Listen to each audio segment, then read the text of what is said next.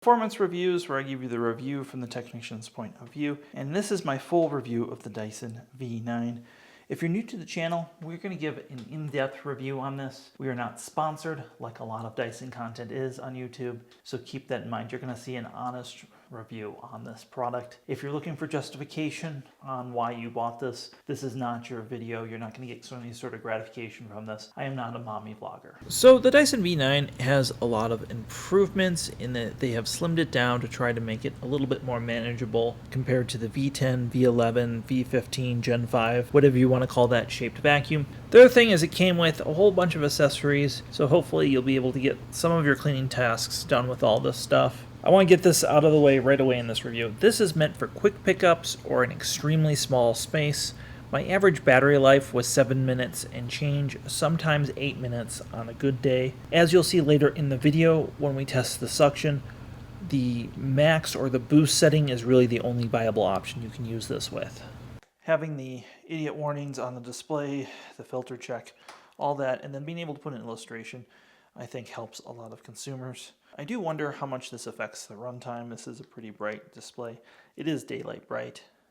Anything else, again, you're going to want to put it on high. The eco mode has almost no power and most certainly will cause a blockage if you continue to use that. Now, before we get going any further, let's talk about the working vacuum, the sealed vacuum, and what 100 air watts really means. So they have made this, again, that's on high with a full charge right out of the box, never seen any dust or debris. So if we were to put this on medium, it doesn't even register on my gauge.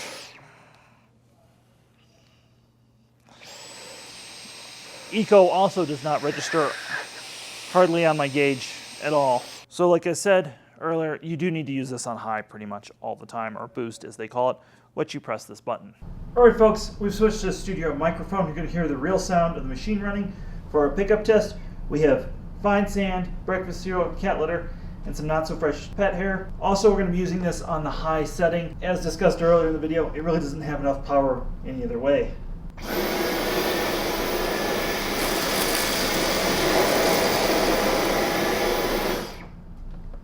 Well, at first glance, I think that did better than some of the previous nozzles.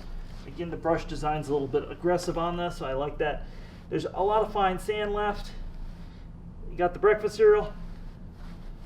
Got most of the cat litter. There's still a few pieces. Just had it. There's still a few pieces embedded, and then seem to get the pet hair as well. So again, an improvement over the past Dysons, despite the lack of suction. Again, this aggressive brush seems to help. We have that same mess on our hard floor, the fine sand, breakfast cereal, cat litter, and the pet hair. Let's again see how it does on high.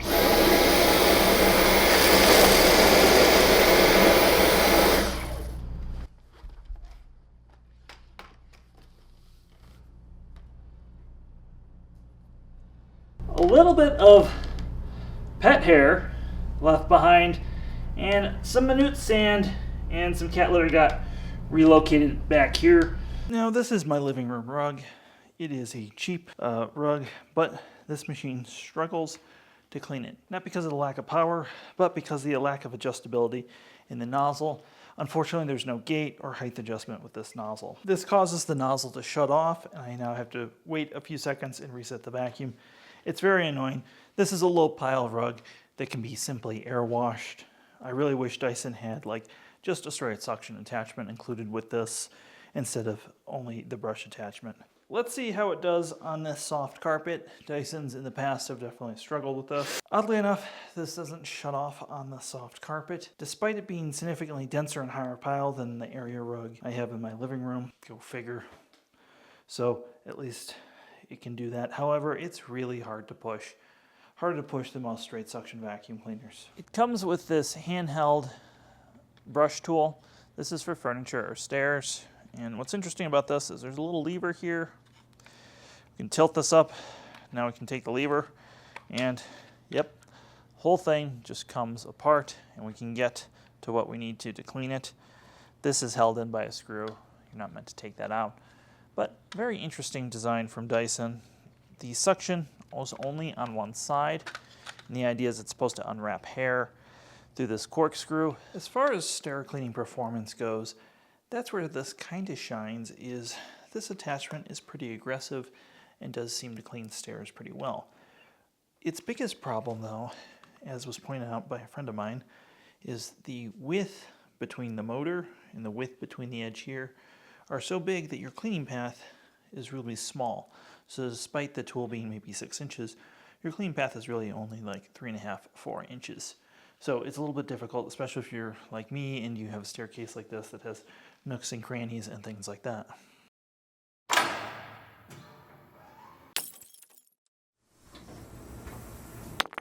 Usually I do an in the shop segment on vacuum cleaners, and with the V9, well, this is not a clippy product. This is something that Dyson says in 2 to 4 years you should throw it away. And there are limited supplies available on their website. There probably will be some aftermarket. There usually is for Dyson, things like filters, brush rollers. Now, I do think the LCD screen is nice.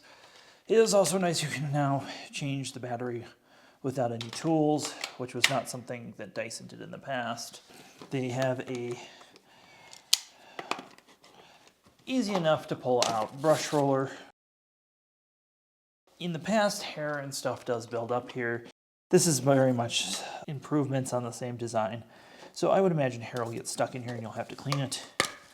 Yeah, you do have a sealed cartridge bearing here. And again, this is all stuff I would expect to replace at some point, being Dyson. It's easy enough to put back. It does not really index on too much. The splines are very small. And this is the sort of thing that when you do it right,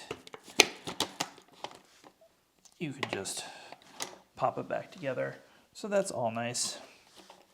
There are no wheels other than these 4 here, and they're very thin.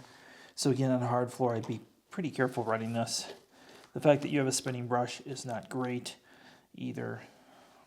Some other little nuances that I rather like is you can't run it without the filter.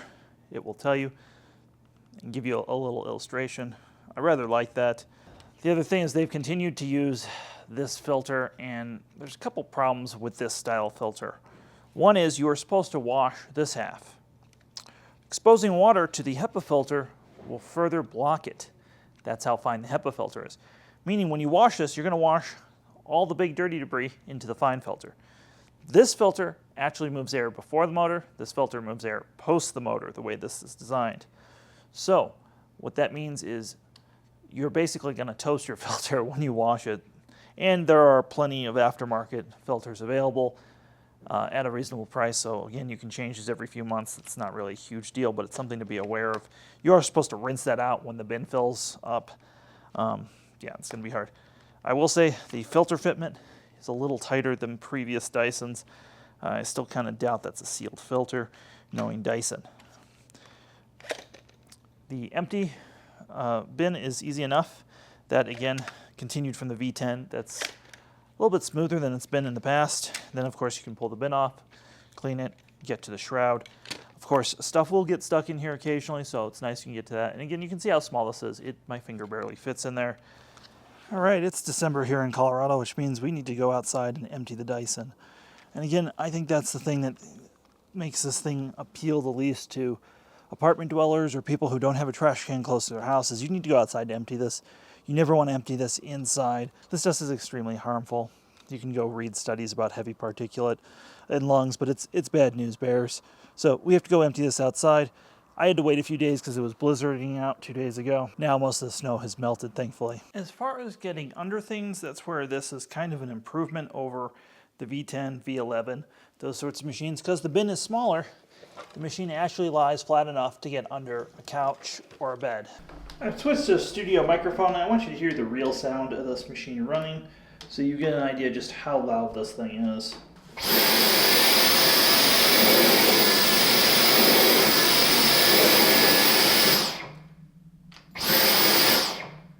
Boing. Yeah, this machine has a weird sound to it.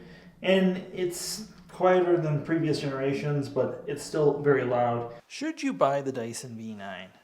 Well, That's kind of a complicated answer. This is for a very specific customer for a very specific use case scenario. This is for somebody who has a really small, only like hard floor apartment. This is for somebody who just wants to do quick cleanups like in their kitchen or something like that. This is not designed to do a whole house. This really isn't capable of being your only vacuum. I feel like even in a small apartment, this would be kind of a stretch. Even in the Asian market, I think this would be kind of a stretch. So, who is this for? Well, really is just for quick pickups. They have addressed the weight issue. However, my fiance did complain that it was heavy when she tried it. The other thing that she complained about, because she's not used to hearing loud Dysons, is the sound. And the sound of the Dyson V9, why it is quieter than the V10 and the V11, it's still really loud, high-pitched, and has just this whine to it that's very unique. There's no mistaking the sound of this for another vacuum cleaner or any other appliance. My recommendation on this, if the price is right, it's on sale, yeah, maybe pick it up for quick pickup. But if you're looking for a cordless vacuum with longer battery or more capacity, definitely check out some of the other options I've reviewed in the past. Dyson has never been the leader in vacuum cleaners, and their cordless vacuums have really never been cutting edge either. And this is just another one of those mid-tier products that Dyson has made over the years. So thanks for watching. Give this video a thumbs up if it helped you make a decision on your product. If you really like what we're doing, check out the description box. I have links to machines we recommend. I have links to our Discord server, and big thank you to our Patreons that help us purchase machines like this for us to make this content. Have yourself a wonderful day.